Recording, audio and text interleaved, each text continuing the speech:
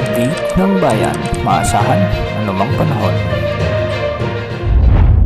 Magandang araw po sa ating lahat. Ngayon ay araw ng Sabado, October 25, 2025 at narito ng pinakuling update sa magiging lagay ng ating panahon. Sa kasalukuyan ay wala tayong minomonitor na LPA o bagyo na posibleng makaapekto sa ating bansa sa susunod na 24 na oras at ang weather system na nakakaapekto ngayon sa ating bansa ay ang Intertropical Convergence Zone, shear line at ang easterlies. Dahil nga sa epekto ng Intertropical Convergence Zone o ITCZ, asahan ang maulap na kalangitan na may mga kalat-kalat na pagulan at pagkidlat-pagkulog sa buong Mindanao, Negros Island region kasama na ang Palawan. Ang mga lugar na ito ay posible ring makaranas ng mga katamtaman hanggang sa kung minsan ay malalakas na pag-ulan na posibleng magdulot ng mga biglaang pagbaha o pagguho ng lupa. Samantala, shear line naman o banggaan ng malamig at mainit na hangin ang nakakaapekto ngayon sa extreme northern Luzon, particular sa bahagi ng Batanes at Babuyan Islands. Kaya ang mga lugar na ito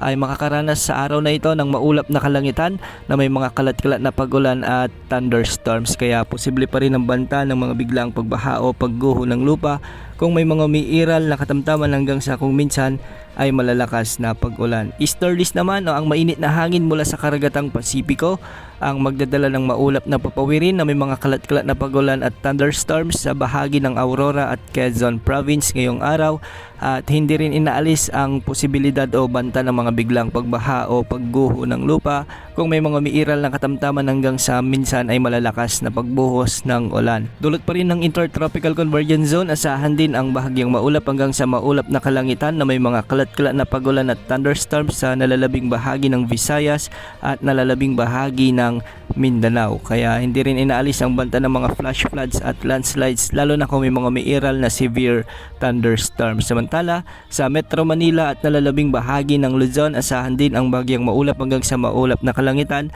na may mga isolated rain showers and thunderstorms. Dulot pa rin ito ng easterlies, kaya hindi rin inaalis ang banta ng mga flash floods at landslides lalo na kung may mga umiiral na severe thunderstorms. Para laman sa lagi ng mga pag-alon sa ating karagatan, ng mga karagatan sa northern at western sections ng Northern Luzon ay posibleng umabot hanggang 3.1 meters. Sa nalalabing baybayang sakop ng Luzon, posibleng umabot ang mga pag-alon hanggang 2.5 meters. Sa nalalabing baybayin ng bansa, posibleng mga pag-alon hanggang 1.8 meters. Samantala, base sa long range forecast ng mga global wind models na ating ginagamit ay may posibilidad na may mabuong sama ng panahon o isang bagyo sa unang linggo ng Nobyembre. Base sa mga pagdataya ay posibleng dumaan ito sa bahagi ng Mindanao sa may Eastern Visayas at Bicol region sa susunod na mga linggo, particular sa araw ng November 1 hanggang November 7. Hindi rin inaalis ang banta o posibilidad na tumama ang potensyal na bagyong ito sa may Calabarzon at ilang bahagi ng Mimaropa at ng Metro Manila. Antabayan ang mga susunod na updates ukol sa potensyal na bagyong ito. Yan muna ang latest sa lagi ng panahon. Ito po ang weather update ng bayan. Maasahan anumang panahon.